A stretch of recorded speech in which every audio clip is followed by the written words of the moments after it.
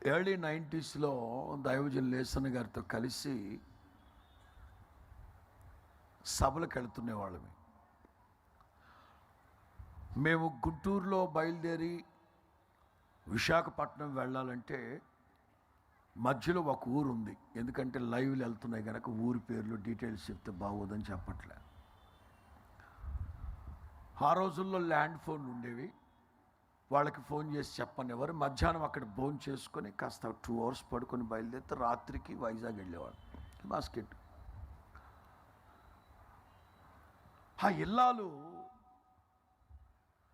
దమ్ బిర్యానీ చేస్తే ఉంటుందండి, అస్సలు మామూలుగా ఉండదు, భలే చేస్తుంది. ఆ ఇంట్లో ఇల్లాలు ఒక 80 ఉంటారు కుటుంబ సభ్యులు వాళ్ళ ఇంట్లో. ఎప్పుడు వెళ్ళినా హరిబరిగా వెళ్ళడం, భోంచేయడం, చిన్న ప్రార్థన చేయడం, వెళ్ళిపోతుంటాం. అప్పటికీ ఓ 10-15 సార్లు వెళ్ళుంటాం. కాఫీ, కమ్మటి కాఫీ అసలు అద్భుతంగా ఉంటుంది. దమ్ బిర్యానీ చేసిందంటే ఇక మామూలుగా ఉండదు వ్యవహారం. ఒకసారి అట్లాగే విశాఖపట్నం వెళుతుండగా తుఫాను. ఒక రోజంతా ఆ ఇంట్లోనే ఉండిపోవాల్సి వచ్చింది. విశాఖ సభలు క్యాన్సిల్ చేసుకుని మళ్ళీ గుంటూరు వెళ్ళిపోవడం.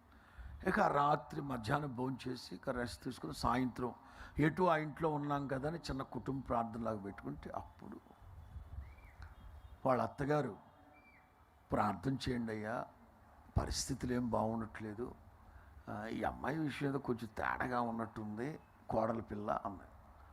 అదేంటమ్మా, బాగానే ఉంటుంది కదా, ప్రార్థనలు బాగానే ఉంటుంది, వంటలు బాగానే చేస్తుంది, అన్నీ బాగానే ఉంటుంది కదండి, కొంచెం తేడా ఉన్నట్టుంది, కొంచెం ప్రార్థన చేయండి.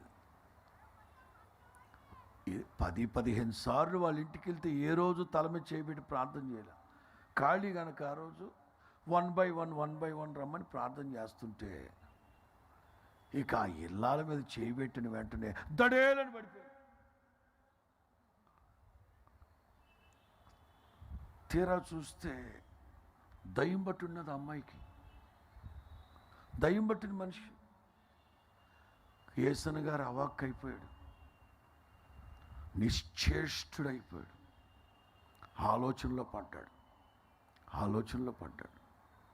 ఆ తర్వాత చెప్పాడు ఆయన, ఒక అరగంట సేపు మాటలు లేవు ఆయనకి, అరగంట సేపు ఏం చేయాలో అర్థం కాలేదు ఆయనకి. ఆ తర్వాత కారెక్కి వెళ్ళేటప్పుడు చెప్తున్నాడు, ఒరే ఇంతకాలం దయ్యం చేసి దమ్ బిర్యానీ తిన్నామరా, మనము గుర్తట్లేకపోయామరా, అంత కమ్మగా చేస్తే. భర్తలు కొంచెం జాగ్రత్త బాబా, వంట అద్భుతంగా ఉందనుకున్న రోజున కొంచెం ప్రార్థనలో ఉండు. అమ్మా, ఎన్నిసార్లు దయ్యం దమ్ బిర్యానీ చేసి పెట్టిందో మనకు అమ్మగా.